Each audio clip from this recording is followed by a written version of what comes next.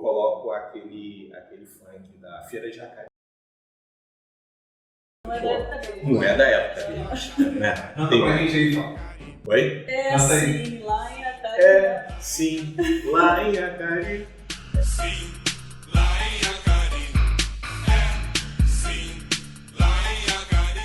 Quer conversar sobre história, pesquisa, direito, educação, vida pessoal, tudo junto e misturado, não necessariamente nessa ordem? Então vem com a gente e assiste mais esse vídeo aqui do canal. Eu sou Raquel Lima, professora historiadora, e hoje estou trazendo um convidado para debater aí assuntos sobre educação. Você sabia que professores têm uma vida fora de sala de aula? Tem sempre aquela piada, né? Professores onde vivem, o que comem, o que fazem.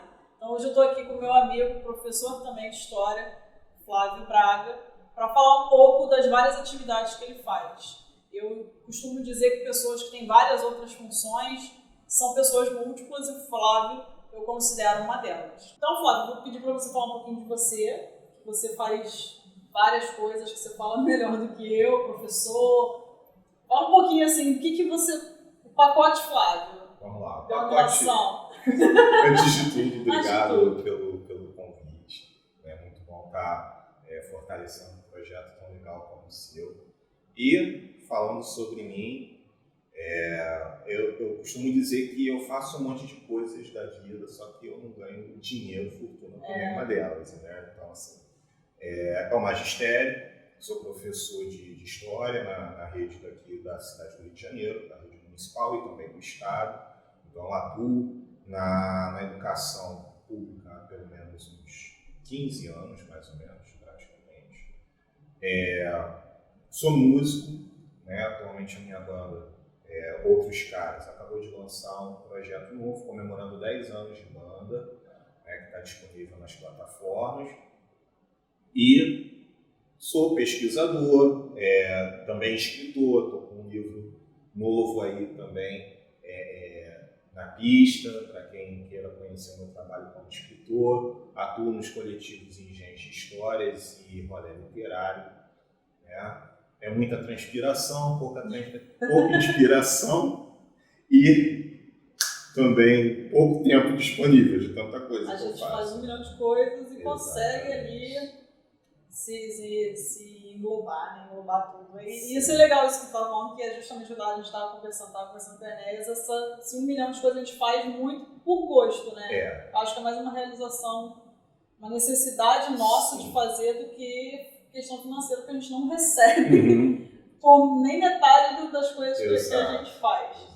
E como essas múltiplas coisas foram surgindo na sua vida, assim? Eu lembro que você chegou a falar pra mim que desde muito jovem você escrevia. Isso. Aí eu vou já mostrar rapidinho o livro, depois a gente vai mostrar com mais, né, ênfase o livro do Flávio, da Residência, que é meu, cheio de dedicatória, eu tava lá.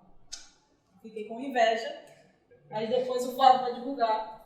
E aí eu lembro que você falou isso desde muito jovem, ainda na escola, você tinha isso de escrever. Como é que esses vários campos, assim, a escrita foi ainda na escola, mas as outras também. Fala aí.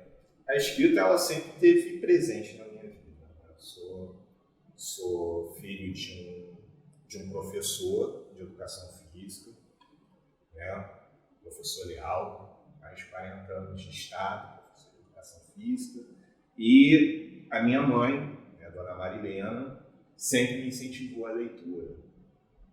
Eu sempre fazia o sacrifício para ter um livrinho aqui e tal. Tanto que eu era daquelas crianças meio chatas que já sabia nome de capital, qual era a bandeira de tal país e tudo mais, o que eu sei até hoje. Então eu me tornei também um adulto chato, né? Porque sabe capital de um monte de país, coisa de informação que, enfim, está na cabeça. Não, é um conteúdo útil, mas a maioria da população não sabe, nem do nosso país, entendo. Isso foi desenvolvendo também o gosto pela leitura, né? Mas também fui me revelando uma pessoa muito tímida. E a escrita foi a válvula de escape para eu me conectar com o mundo, né? Se as palavras não saem oralmente, então elas vão sair escritas, né? E a partir da adolescência eu comecei a escrever algumas coisas, poesias por conta das meninas, que eu era apaixonado, né? Aí depois, influenciado pelas músicas que eu gostava, né? Prestar atenção nos encartes de CD, para decorar letra de Racionais MCs, de Legião Urbana, né? E a escrita me levou a uma outra faceta, né? O Flávio músico. Né? Chegou no ensino médio, eu não sabia tocar nenhum instrumento e tudo mais, e os amigos meus de sala queriam fazer uma banda. E falaram assim, pô, o Flávio escreve. Pô, se ele escreve, ele provavelmente vai cantar, porque ele também não toca nenhum instrumento. Aí eu falava assim, gente, pelo amor de Deus, eu sou tímido, até para falar com o espelho. Ele ia ser o frontman, né? O cara fica lá na frente cantando. Já iam me jogar aos leões, né? E foi a partir daí que eu comecei a me envolver com música na adolescência, né? E que a música também foi uma das formas de eu começar a lidar com a minha timidez.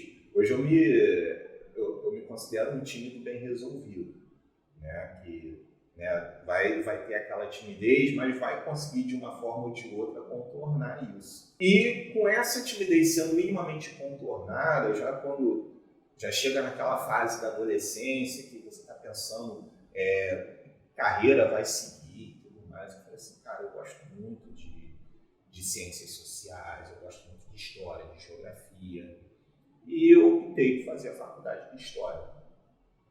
E foi um amadurecimento a partir daí para me tornar professor, né? Me tornei professor, depois entrei em sala de aula, mas sempre sentia também falta, às vezes, de alguma coisa para me conectar com os meus alunos, né? Com a sala de aula, ainda sentia a falta daquele tempero. E foi aí que a pesquisa sobre o subúrbio, ela também surgiu nesse contexto, né, que trazia alguma coisa da realidade, não só dos meus alunos, mas também da minha realidade, enquanto homem negro, suburbano, né? Algo que me leve a me identificar também com eles, né? E conseguir desenvolver alguma coisa, além daquela ideia de que história você precisa decorar um monte de data, um monte de nome, né? Mas de servir como uma forma de você desenvolver o seu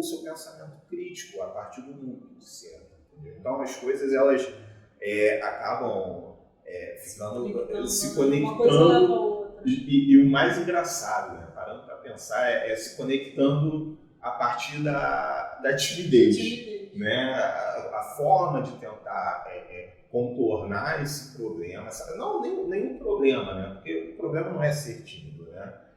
Mas as situações muitas vezes, né, que ganham umas dimensões para pessoas tímidas e que você precisa encontrar maneiras, roteiros para você contornar aquelas situações que são desafiadoras, por mais cotidianas que sejam, né? E aí você, chega, tem a sala de aula, tem um público, tem pessoas que leem e você acaba, né, encontrando alguma forma de se conectar e também de ter personas, né? O Flávio professor não é necessariamente o mesmo que o Flávio escritor, que por sua vez não é o mesmo que o Flávio músico. A minha mãe, por exemplo, quando me viu a primeira vez no palco, ela falou assim, cara, eu nunca imaginei você cantando, né? Um grande amigo meu, conhecido seu, né? O Felipe Valentim, que também faz parte de um dos coletivos, né? O Rolê Literário,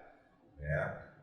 A primeira vez que ele me viu em cima do palco, eu falei assim, cara, não tem nada a ver. Você é uma outra pessoa completamente diferente, tem uma presença e tal que eu nunca imaginei que você tem. Você sempre uma pessoa tão tranquila e tal, e no palco você às vezes se revela, sabe? É a mesma pessoa, mas tem aquelas facetas diferentes, e a timidez, ela acabou trazendo isso, entendeu? Foi um local que você conseguiu se expor talvez um Flávio que na timidez não teve. Você está falando aqui, estou me remetendo a várias coisas, mas eu acho muito legal assim, que uma coisa levou a outra, e você falou da pesquisa, né? E aí eu vou puxar já um pouco a pesquisa com a relação da tua relação com a atuação de professor, porque você fez um Prof. História. Isso.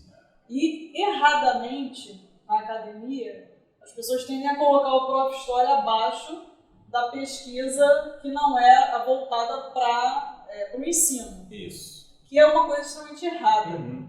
Né? Porque desde os teóricos dos análises já falavam isso na década de 70, que não há como você separar ensino e pesquisa. Uhum. Né? E erradamente a gente tem uma hierarquização, uma elitização apenas do mestrado de pesquisa acadêmica, Exato.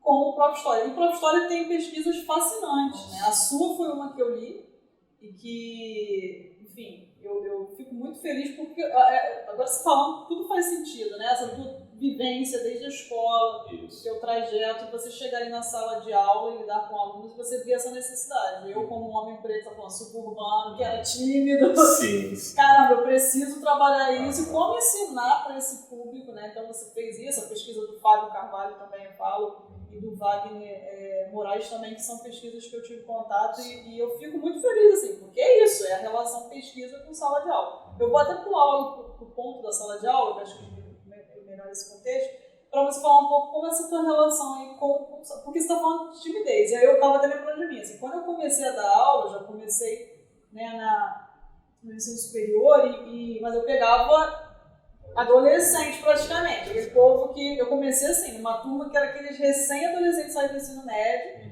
que estão ali te testando o tempo inteiro, que você não sabe nada, é difícil. E eu também não sou muito tímida, pode não parecer, acho que eu também fui aprendendo a lidar com isso, mas o coração ainda acelera, tem aquelas coisas que a timidez a gente sabe.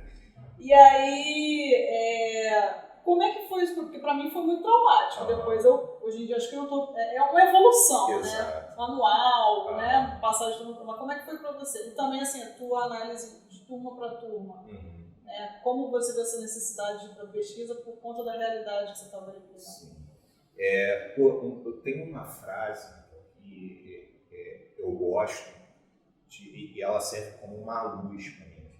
Tem uma música do Emicida que ele fala assim: jamais volte para sua quebrada de mãos e cabeça vazia. Né? Você precisa, o que eu entendo disso? Né? Que você precisa ter a ambição e ao mesmo tempo a responsabilidade do caminho junto, né? A ambição de você ganhar o mundo, né? De conquistar o mundo através dos seus talentos, né? Mas que esses seus talentos que você vai desenvolvendo no caminho, as coisas que você vai aprendendo, elas não podem ficar só para você, porque conhecimento a gente divide. Né? Então, se eu tive a oportunidade de frequentar um ensino superior, se eu tive a oportunidade de viajar para fora do Brasil, de conhecer um monte de gente, um monte de formas de cultura e tudo mais, eu tenho como responsabilidade fazer com que aquilo sirva também à comunidade na qual eu estou inserido. E eu encaro não só o ensino, como as artes, né, enquanto músico, enquanto escritor, e também como militante em coletivos dessa forma. Né? E eu acho que é mais ou menos assim que diz um pouco sobre a minha trajetória, sabe? Quando eu falei assim, cara, eu vou ser professor, fiz uma universidade. Aí você sempre fica naquela, quando sai da universidade, aí, será que eu vou conseguir trabalhar com o que eu estudei para fazer? Né? Eu demorei pelo menos 1 ano, 2 anos, 2 anos mais ou menos, para me inserir como professor no mercado. Né? E aí eu consegui, mas aí chegava numa sala de aula, a primeira sala de aula que eu tive no ensino público foi num estado, né, noturno, onde eu tinha alunos que tinham 16 anos e senhoras de 70. Né? E eu estava chegando ali, praticamente batendo idade, com a grande maioria, com idade para ser filho, até mesmo neto de alguns dos meus alunos e alunas. Esse garoto vai me dar aula, vai me ensinar o quê? Cara, era uma loucura. Né? E sempre tentando me encontrar, me conectar àquilo, sabe? E trazia um pouco dessa frustração. Porque às vezes eu sentia que eu falava e não reverberava muito entre eles. Então, sempre me trazia um pouco essa inquietação. Até que num momento, quando eu entrei para o município, eu fui dar aula, quando eu estava nos meus primeiros anos de Daniel Pisa, eu tinha uma turma muito complicada disciplinarmente. Né? Deixa eu só te contar, você dá aula na Daniel Pisa? Isso, eu dou aula na Daniel Pisa, que fica no Complexo da Pedreira. Isso. Eu estou lá desde 2013. Né? Eu sou funcionário do município desde 2012. E no estado eu atuo na Brant Horta, que é uma escola noturna na Penha Circular. Eu estou ali desde quando eu entrei em 2000 e... Ai meu Deus, fazer conta de um período. 2009. Né? E aí eu tinha essa turma muito difícil de lidar.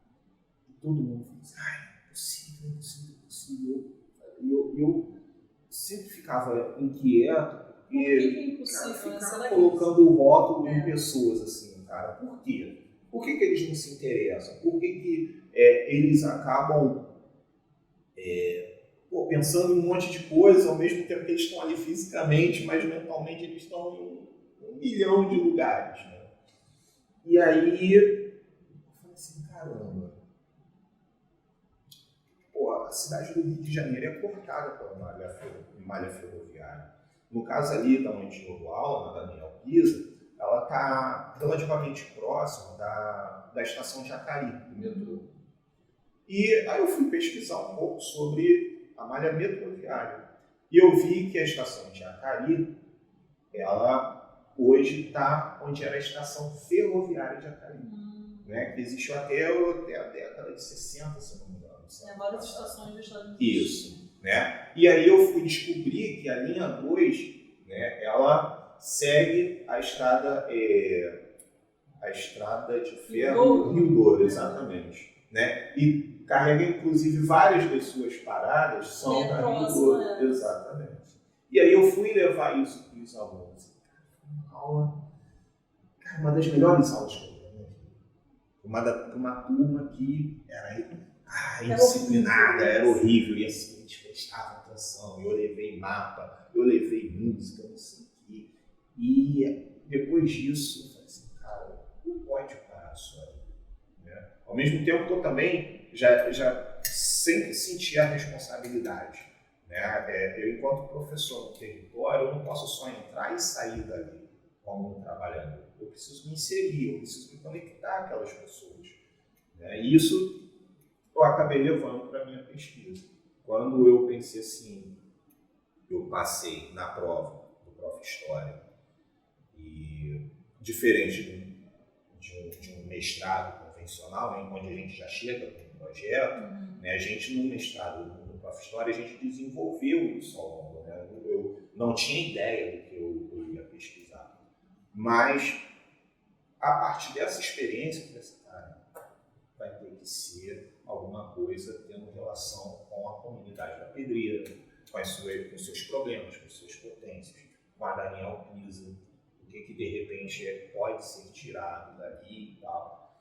E foi aí que eu consegui chegar na minha pesquisa, que falava sobre a questão de identidade. A gente fala sobre a identidade racial e a identidade local, né? Porque na sociedade brasileira você ser rotulado como negro e favelado quase sempre, de uma forma muito infeliz, traz uma série de estigmas para essas pessoas, a ponto de elas quererem a todo custo ignorar, né, que são negros ou favelados ou suburbanos, como é o nosso caso, por exemplo. Né? E eu fui ver com os meus alunos, primeiro, por quê que aquilo dali estava presente neles e como a gente poderia ressignificar isso através da sala de aula. E foi mais ou menos a partir daí que foi a minha pesquisa, né, em torno dos desafios que a gente tem numa escola pública no Rio de Janeiro, de uma área conflagrada, que é uma área das mais pobres da cidade, né, já trazendo um pouco da experiência, né, de anos que eu já tinha acumulado no ensino noturno da Brant Horta, apesar de ser dois públicos diferentes, né, as necessidades locais muitas vezes elas se encontram, que é o medo da violência,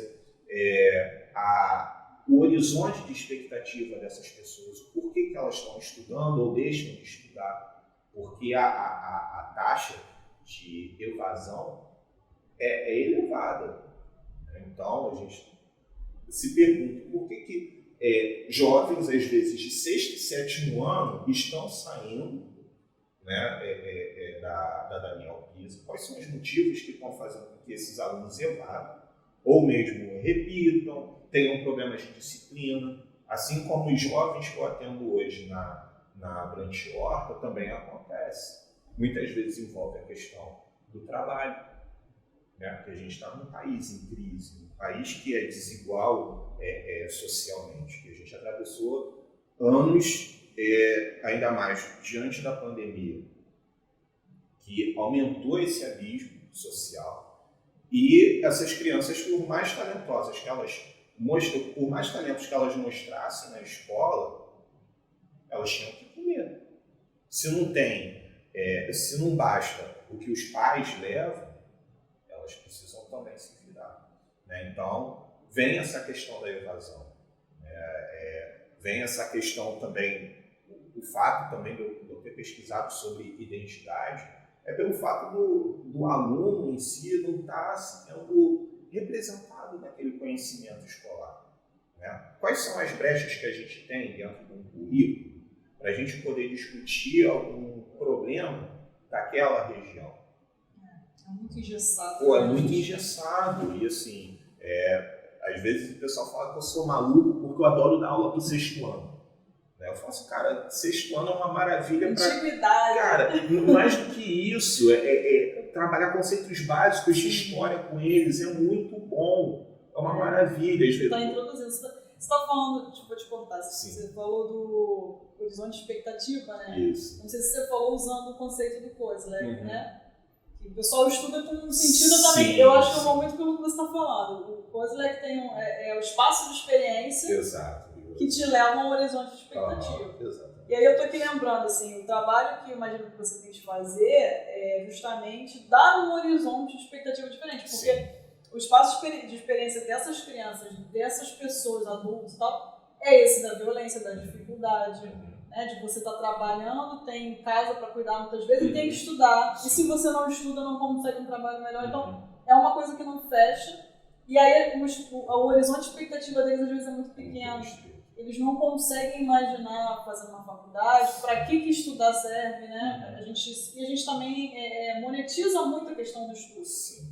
Vou estudar para ter um emprego melhor e ganhar muito dinheiro. Como você está falando, a gente estudou para caramba, a gente não é rico, não vamos ser. Mas é muito importante isso, estou dentro da tua fala, essa importância de semear, né? Botar uma sementinha ali, de dar um horizonte de expectativa, pelo menos, mínimo que seja um pouquinho mais amplo do que eles têm, né? E é isso, assim, eu fico bem feliz assim, de te ouvir, porque é isso, né? E eu consigo pegar esses casos, Flávio, às vezes, no ensino superior, que é um outro público. Eu dou aula na universidade privada, né, na Cândido Mendes, e no curso de Direito, que é um curso caro, né? Mas é muito incrível como, às vezes, eu começo a dar aula no semestre e 2 frases que eu falo, 3, já muda a perspectiva dos alunos assim, de uma forma imensa. Que é justamente falar isso. Eu sempre começo o semestre falando, gente, olha só, eu sei que todo mundo aqui tem vida, tem família, trabalha, não consegue estudar, o ideal seria que todo mundo lesse, estudasse antes de ir para aula, não dá. Mas eu começo a falar, eu falei, vai ser difícil, né? Vocês vão ter uma vida bem difícil, vai ser muito difícil terminar esse curso, mas não desista. Isso faz uma diferença imensa na vida das pessoas. E a gente deixa, até a própria história, estou falando isso porque você também é historiador, né? E dá aula de história, mas como a gente deixa de incentivar pessoas. E não é isso que a gente tem que fazer, justamente o que você faz. Incentivar nenhuma. Você está pegando crianças que ninguém quer dar aula. Mas 6º ano são as crianças encapetadas, né? A gente fala assim, todo mundo cheio de energia. Estão chegando no 2º ciclo do fundamental, que vai ter um monte de disciplina. E aí você fala, não, mas é isso que eu quero pegar, que eu quero inserir ali essa experiência nas crianças, para eles terem um horizonte ali. Eu costumo dizer que eles são movidos por 1000 tiros por segundo, né? Tudo é tiro e tal. Mas E era uma pergunta que eu estava me fazendo ano passado, que eu muito fiz ano passado, né?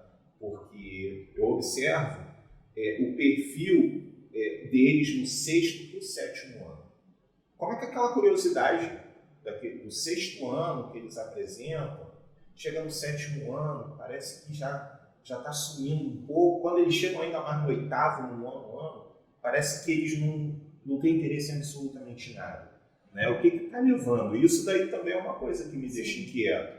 Né? E que a minha contribuição enquanto professor, por mínima que seja, né? Aproveitar essas inquietações deles, contornar às vezes as coisas, né? Aquelas perguntas mirabolantes, mas tornar elas alguma coisa positiva dentro de aula, né? E incentivá-los, inclusive, não, pô, se você tem alguma dúvida, você traz, pergunta, pode não ter a ver com a história necessariamente, mas...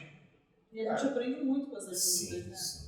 Porque são questionamentos que não são da nossa visão, mas aí a gente troca, uma troca muito boa. Sim.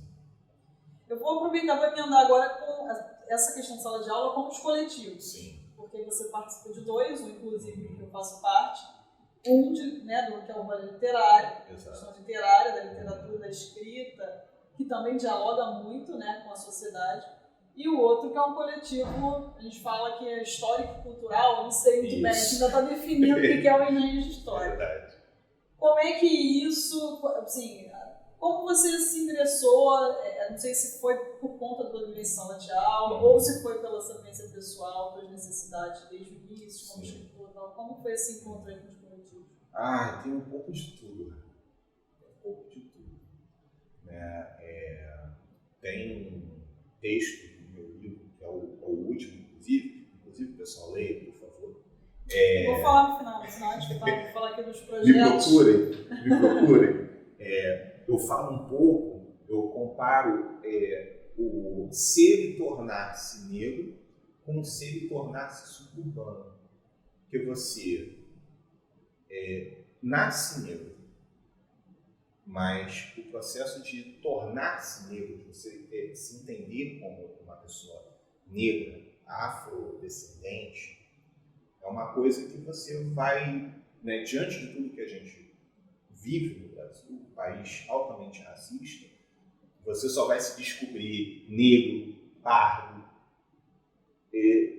anos depois, infelizmente, quando algo te machuca, que é o racismo. Né? O fato de ser suburbano também. E foi meio que isso que me levou à atuação. Né? Primeiro, foi movido também pela curiosidade. Né? Eu sentia, né? Quando eu comecei a seguir alguns trabalhos, alguns eventos, né, suburbanos, eu já estava terminando o meu mestrado. Isso, infelizmente, eu lamento profundamente que isso não... Pensa um pouquinho antes. Se tivesse sido um pouco antes, ia ser sensacional, mas enfim. Né? Mas por outro lado, foram inquietações que surgiram a partir da pesquisa. Né? E aí eu fui me envolvendo, fui frequentando alguns eventos e, assim como seguia também outras pessoas, como o André Pereira, que é o motorista, né? O André Gaber, o Vitor Almeida com o Suburbano da Depressão, o Rafael, né? O Simas e um monte de gente, a Neliana com a madrinha do subúrbio, uma quantidade enorme. O meu irmão Felipe Valentim, que também tem um trabalho, enfim, se eu ficar citando todo mundo. A lista é grande. A lista é grande, né? E seguia e falava assim, caramba, é isso, eu me sinto parte disso, né? Eu preciso estar junto com essas pessoas, porque eu admiro essas pessoas, eu quero trocar ideia com essas pessoas, né? E foi a partir daí que surgiu essa curiosidade. Primeiro veio, né, um pouquinho antes o rolê literário, né, no segundo semestre de 2019, o Valentim, junto com o Leandro Leal, que é um outro querido que traz toda essa questão de suburbanidade, né? Organizaram o que eram eventos só para reunir escritores, leitores e beber cerveja. Bater um papo, né? e que com o tempo a gente foi sentindo a necessidade de reunir esses escritores junto com as pessoas que os seguiam, né, nas redes, para que trocassem ideia, para que essas pessoas conhecessem quem estava por trás daquela tela, né? E a partir daí surgiu a ideia de aula pública, de oficina de escrita, de sarau, de lançamento de livro, como hoje acontece com o rolê literário. Um pouquinho depois começa a ser germinado o projeto do Ingênios, né? No primeiro viradão, eu já estava... Foi em 2019. Foi em 2019, eu já estava envolvido com o rolê literário, a gente fez parte. A gente fez o nosso primeiro evento de rolê, como rolê literário, no primeiro viradão, né? O nosso quintal literário. E dentro da programação do viradão tinha também os trabalhos, né, de pessoas que desenvolveram diversos trabalhos sensacionais, diversas pesquisas sobre o subúrbio. E eu fui junto e encorajado por outro irmão que eu tenho, que é o Fábio Carvalho. Falou assim, cara, os nossos trabalhos de mestrado têm muito em comum. Vamos apresentar para essa rapaziada, vamos estar junto com eles, vamos trocar essa ideia. E lá na Serrinha, né, lá no João surgiu, a gente se encontrou, eu lembro do almoço, né, eu, Fábio, Gabriel, falando, porque a gente precisa estar junto, não sei o que e tal. E troquei contato com o Gabriel, eu não lembro se você... Eu estava na mesma mesa, mas eu não fiquei pro almoço com vocês. Isso, né? verdade. Foi a mesma mesa de apresentações, o Gabriel apresentou e eu apresentei o Fábio com você. Isso, mas a gente chegou a conversar depois, eu conversei mais com o Fábio. É justamente isso, né?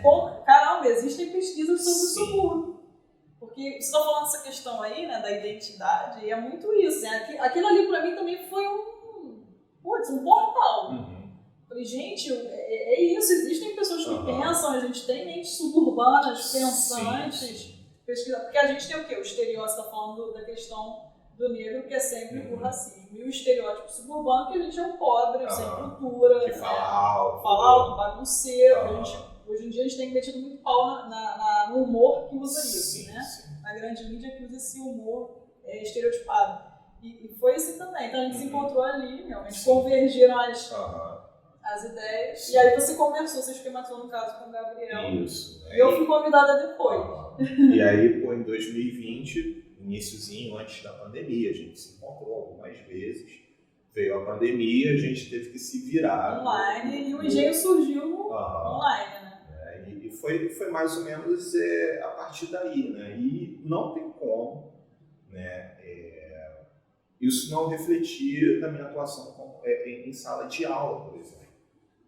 Porque tem sempre uma coisa muito, muito legal, né? Que eu, nas minhas turmas de sexto ano, quando eu estou falando, né, de localidade e tal, eu coloco aquele funk da Feira de Jacari.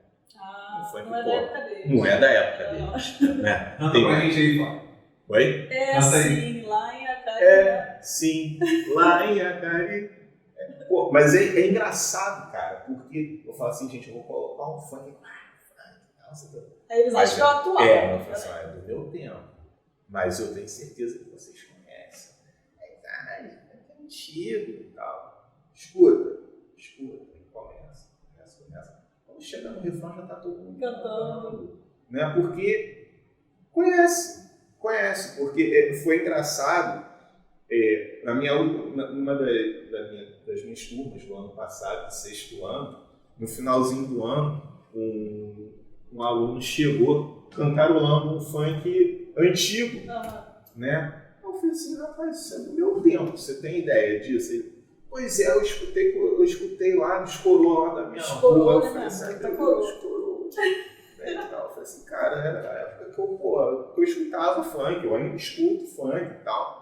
Né? Mas isso era do tempo que eu estava começando a gostar, que eu estava acompanhando o movimento funk, né? Ele, pô, é mesmo? Cara. Tem uma história também. E ele mais ou menos com a mesma idade que eu comecei a me interessar interessar, né?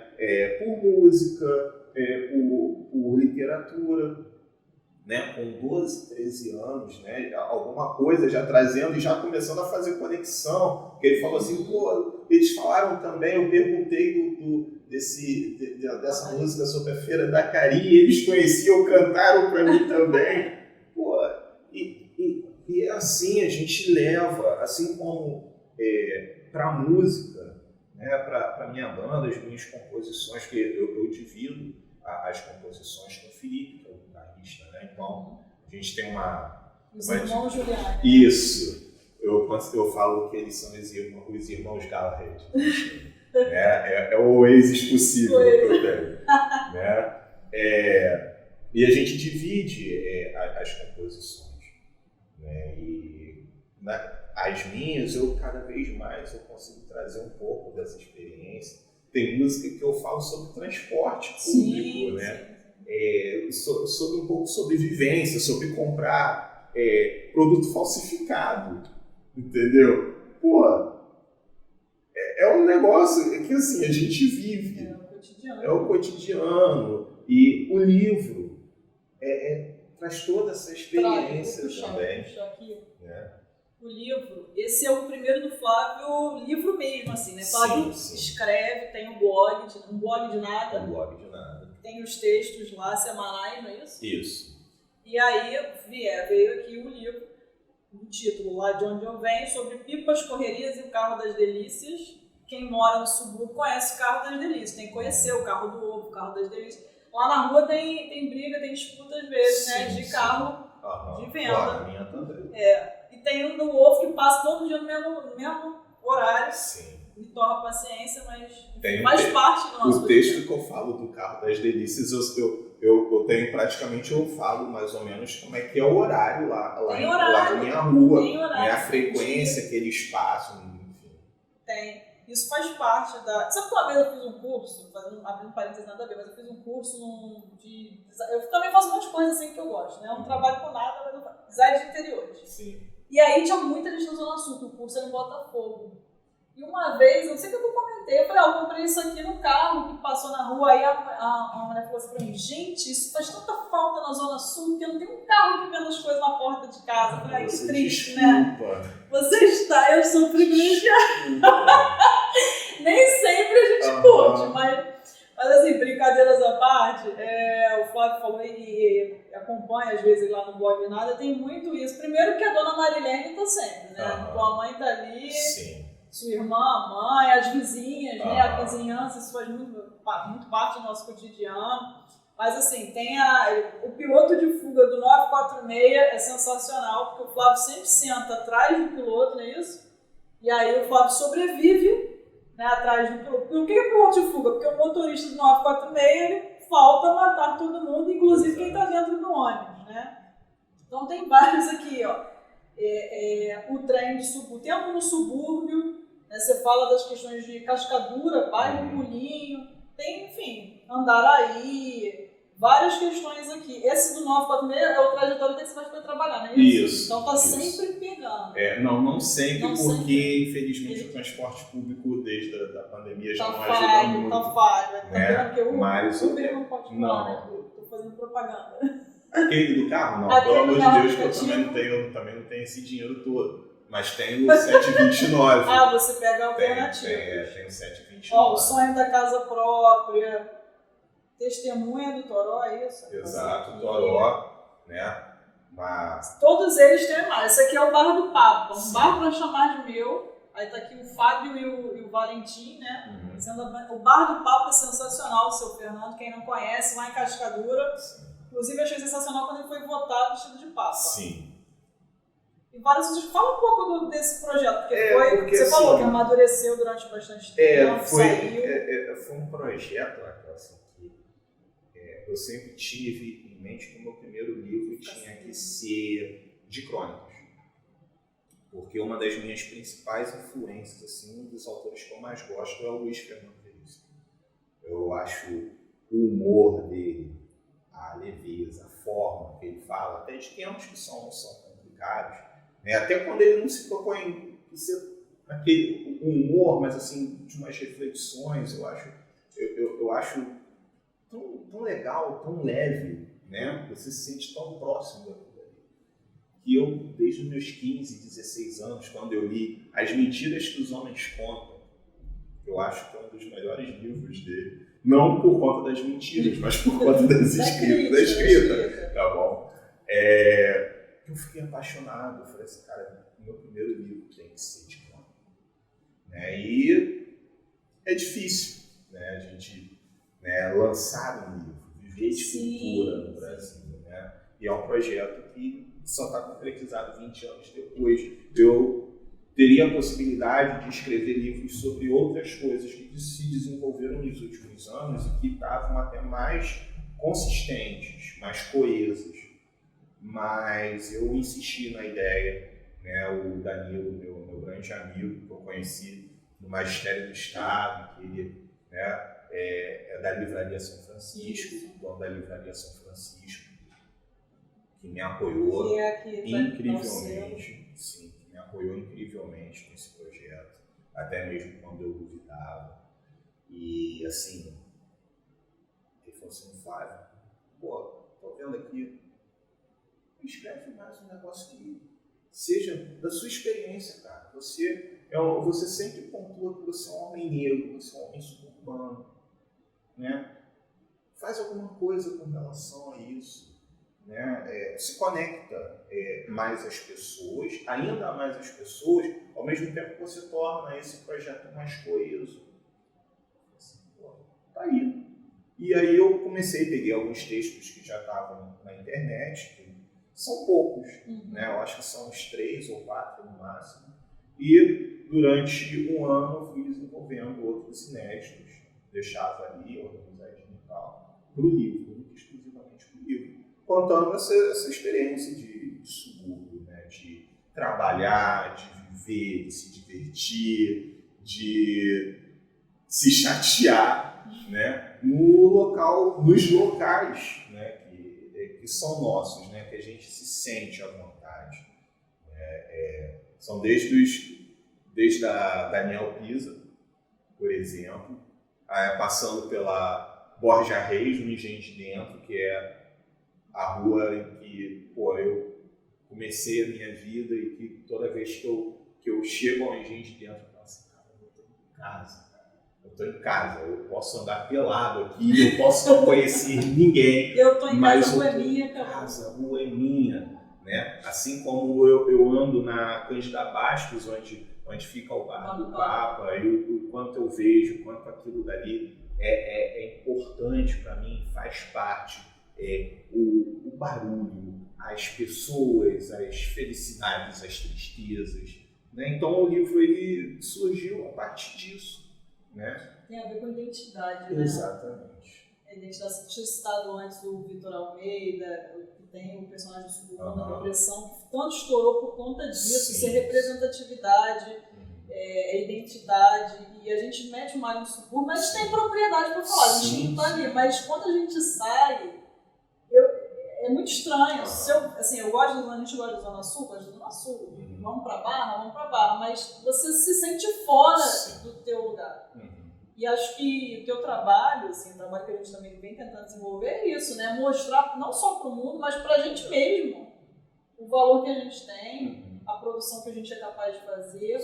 Porque, assim, como você falou, encontrar esses coletivos também me permitiu isso, é um fiozinho de esperança. Que a gente achava que nadava sozinho, não, existe um monte de gente ali, o subúrbio é muito mais do que pensa.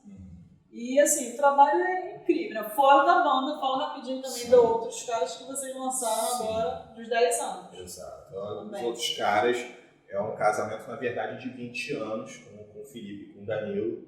A gente se conhece desde os 15 Cara, 20 anos é muito tempo. Mais do que a metade da sua vida. Sim. Mais da metade. A gente se conhece desde a escola, eu era da mesma turma do Felipe, Danilo um pouco mais novo, veio de brinde, né? Sempre acompanhou ali e menos tempo já estava na nossa primeira banda e nós sempre fomos o tripé dessa nossa primeira banda, até que chegou num momento que a gente falou assim, cara, tem muito entra e sai, a gente não consegue andar muito com a banda, tava num espaço assim cheio de dúvida, ao mesmo tempo de possibilidades. Eu já estava aprendendo a tocar baixo e comprando baixo. O Danilo estava aprendendo a tocar bateria, e antes ele só tocava guitarra. E o Felipe estava começando a escrever. Aí a gente reuniu e falou assim, pronto, agora a partir de hoje nós somos os outros caras. Óbvio que não surgiu assim, tem toda uma história em torno da nossa banda, do nome da nossa banda, que a gente demorou quase um ano para chegar a outros caras. Mas a gente, em 2023, está fazendo um projeto 10 anos, outros caras 10 anos.